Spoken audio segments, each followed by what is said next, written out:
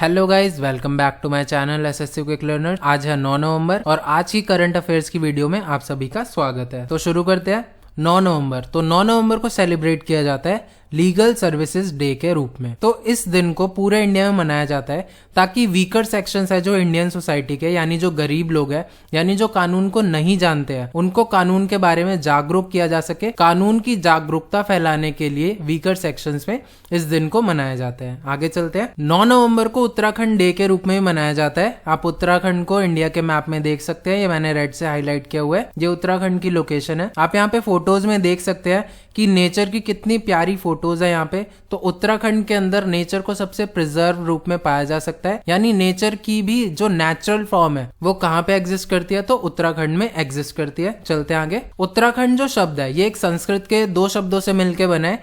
जो पहला शब्द है वो है उत्तरा, ये मैंने यहाँ पे लिखा हुआ है, जिसका मतलब होता है नॉर्थ, और दूसरा शब्द है खंड।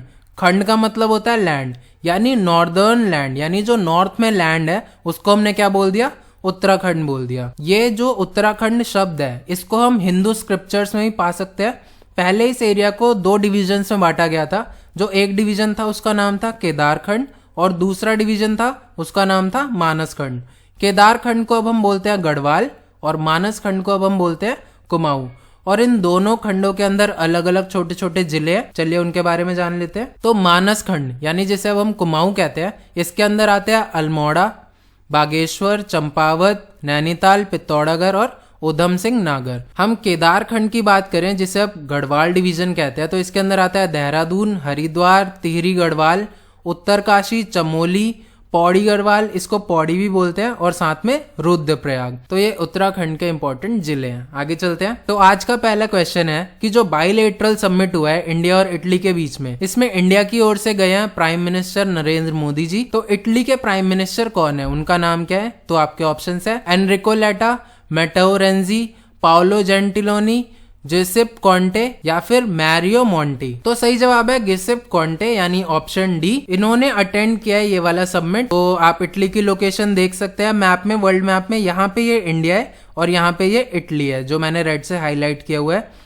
इटली के प्रेसिडेंट कौन है? तो सर्जियो मैटेरेला है। इटली की कैपिटल क्या है, ये इंपॉर्टेंट है, तो रोम है। इटली की करेंसी यूरो और इटली की टोटल पॉपुलेशन अभी है 6.04 करोड़। चलिए नेक्स्ट क्वेश्चन पे चलते हैं। नेक्स्ट क्वेश्चन है कि 2 दिन का जॉइंट कोस्टल सिक्योरिटी एक्सरसाइज हुआ है पारादीप कोस्ट उड़ीसा पे। तो इस एक्सरसाइज का नाम क्या है? आपके ऑप्शन है सागर सुरक्षा, सागर पहरा, सागर कवच, सागर परिक्रमा या सागर चक्र। तो सही जवाब है ऑप्शन सी, सागर कवच। तो आप इसके बारे में देख सकते हैं यहाँ पे कि ये सागर कवच की एक शिप की फोटो है और ये कहाँ पे हुआ, तो ओडिशा के पारादीप कोस्ट पे एक्सरसाइज हुई है। और इस एक्सरसाइज के अंदर जॉइंट पार्टिसिपेशन हुआ है किस किस का, तो ओडिशा का और वेस्ट बंगाल का। आगे चलते हैं। थर्ड क्वेश्चन है कि नेशनल कैंसर अवेयरनेस डे किस दिन को मनाया गया? तो आपके ऑप्शन है नवंबर 7, नवंबर 6, 8, 5 या 9। तो इसका सही जवाब है नवंबर 7। नवंबर 7 को नेशनल कैंसर अवेयरनेस डे के रूप में मनाया गया 2020 में। और इसका थीम क्या है? तो इस साल इसका थीम था I am and I will, यानी मैं हूं और मैं कर सकता हूं। आगे चलते हैं। नेक्स्ट क्वेश्चन है कि इंडिया के नए हॉकी प्रेसिडेंट कौन बने और इनको अनअपोज चुना गया, यानी इनके अपोजिशन में कोई भी नहीं था। तो ऑप्शन है विनीत गुलाटी, अरुण कुमार, रुबीना अली, मोहम्मद मुश्ताक अहमद और ज्ञानेंद्रो निंगोम्बम। तो सही जवाब है ज्ञानेंद्रो निंगोम्बम। ये कहाँ के है, तो मणिपुर के है। इनको नया प्रेसिडेंट चुना गया है हॉकी इंडिया का। और जो फॉर्मर प्रेसिडेंट थे मोहम्मद मुश्ताक अहमद, अब इन्हें हॉकी इंडिया एग्जीक्यूटिव बोर्ड के सीनियर वाइस प्रेसिडेंट के पद के लिए चुन लिया गया है। आगे चलते हैं। क्वेश्चन नंबर 5 है the virtual global investor round table VGIR 2020 ये ऑर्गेनाइज किया गया है national investment and infrastructure fund और किस मिनिस्ट्री के द्वारा? तो आपके ऑप्शन है ministry of external affairs, ministry of corporate affairs, ministry of finance, ministry of information and broadcasting या मिनिस्ट्री ऑफ कम्युनिकेशन। तो सही जवाब है मिनिस्ट्री ऑफ फाइनेंस, यानी मिनिस्ट्री ऑफ फाइनेंस ने national investment and infrastructure fund के साथ मिलकर VGIR को इस बार ऑर्गेनाइज किया था। तो सही ऑप्शन था ऑप्शन सी। आगे चलते हैं। The 4th level meeting of OPEC India dialogue, ठीक है, इसको होस्ट किया ओपेक सेक्रेटरीट ने। तो इस मीटिंग को इंडियन साइड से किसने अटेंड किया? आपके ऑप्शन है रविशंकर प्रसाद, सुब्रमण्यम जयशंकर, धर्मेंद्र प्रधान, अमित शाह या नितिन गडकरी। तो इसका सही जवाब है कि इस मीटिंग को जो हेड किया था वो किया था सेक्रेटरी जनरल ओपेक के, जिनका नाम है मोहम्मद सानुसी बरकिंडो ने, और इंडिया की तरफ से इस मीटिंग को अटेंड किया था श्री धर्मेंद्र प्रधान जी ने, जो इंडिया के पेट्रोलियम और नेचुरल गैस मिनिस्टर है। साथ में इन्होंने मिनिस्ट्री ऑफ स्टील को भी संभाल रखा है। आगे चलते हैं। मैंने आपको पिछले वीडियो में बताया था कि व्हाट्सएप को अब पेमेंट्स करवाने के लिए मंजूरी दे दी गई है। तो व्हाट्सएप ने 5 बैंक्स के साथ पार्टनरशिप करी है इन पेमेंट्स को रिसीव करने के लिए। तो दिए गए ऑप्शंस में से कौन सा बैंक सही ऑप्शन नहीं है, यानी कौन से बैंक के साथ व्हाट्सएप ने पार्टनरशिप नहीं करी है? आपके ऑप्शंस है state bank of India, HDFC bank, ICICI bank, axis bank या कैनरा बैंक। तो इसका सही जवाब है कैनरा बैंक। व्हाट्सएप ने कैनरा बैंक के साथ कोई भी पार्टनरशिप नहीं करी है।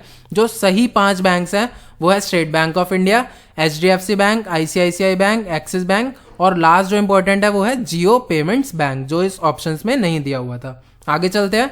8th क्वेश्चन है कि जो एयरपोर्ट अथॉरिटी ऑफ इंडिया है AAI, इसने एक memorandum of understanding MOU sign किया है NTPC के साथ। क्या प्रमोट करने के लिए? कि लोग इलेक्ट्रिकल व्हीकल्स का इस्तेमाल करें, साथ में जितने भी एयरपोर्ट्स हैं वहां पे सोलर एनर्जी का यूज किया जाए और नॉर्मल लाइफ में भी सोलर एनर्जी को प्रमोट किया जा सके। तो किसके साथ ये MOU साइन किया गया है? तो आपके पास ऑप्शंस है NTPC भारतीय रेल बिजली कंपनी लिमिटेड, NTPC पत्रतु विद्युत उत्पादन निगम लिमिटेड, NTPC विद्युत व्यापार निगम, NTPC मेजा ऊर्जा निगम प्राइवेट लिमिटेड या NTPC सिन्हद्री थर्मल पावर स्टेशन। तो इसका जो सही जवाब है वो है NTPC विद्युत व्यापार निगम।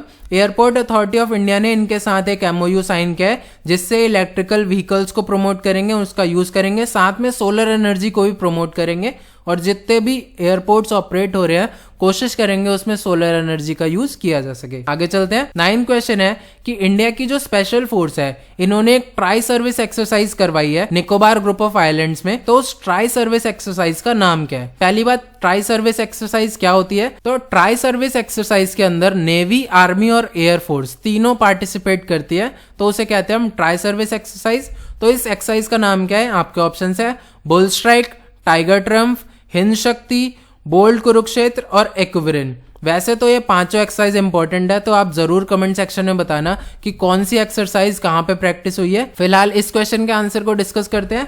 तो सही जवाब है बुल स्ट्राइक, ये ऑप्शन ए था, और इसमें तीनों ने पार्टिसिपेट किया है, यानी एयरफोर्स ने, नेवी ने और मिलिट्री ने। और ये कहाँ पे हुई है आपको ये भी याद रखना है, तो निकोबार ग्रुप ऑफ आइलैंड्स में हुई है, ठीक है, टेरेस आइलैंड में। आगे चलते हैं। 10th क्वेश्चन है कि जो सेबी है, security and exchange board of India, इन्होंने म्यूचुअल फंड जो कंपनीज है ओवरसीज इन्वेस्टमेंट की जो लिमिट है उसको बढ़ा दिया है। तो आपको ये बताना है कि पर म्यूचुअल फंड अब कितनी इन्वेस्टमेंट करी जा सकती है, और पहले जो लिमिट थी वो थी 300 मिलियन। तो आपके ऑप्शंस है 400 मिलियन, 500 मिलियन, 600 मिलियन, 700 मिलियन या 800 मिलियन। तो इसका सही जवाब है 600 मिलियन पर म्यूचुअल फंड। पहले जो लिमिट थी वो 300 मिलियन पर म्यूचुअल फंड थी, अब उस लिमिट को बढ़ा दिया गया है। तो आपको मैंने आज के सारे इंपॉर्टेंट करंट अफेयर्स पढ़ा दिए हैं। आपको वीडियो पसंद आए तो जरूर लाइक करें, शेयर करें और मेरे चैनल को सब्सक्राइब करें। Thank you so much, bye bye, take care.